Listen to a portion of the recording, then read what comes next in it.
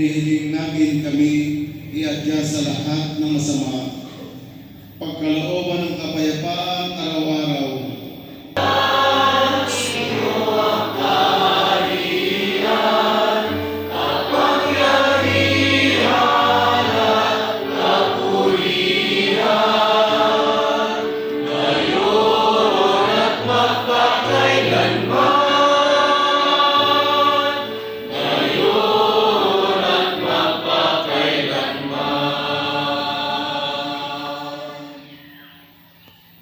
Panginoong Jesucristo, sinabi mo sa iyong mga apostol, kapayapaan ang iniiwan ko sa inyo, ang aking kapayapaan ang ibinibigay ko sa inyo.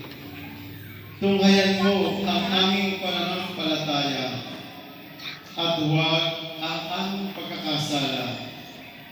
Pagkaloob mo kami ng kapayapaan at pagkakaisa ayon sa iyong kalooban, kasama ng Espiritu Santo, magpasawalang hanggan. Mga kapatid, magbigayan tayo ng kapayapaan sa isa't isa.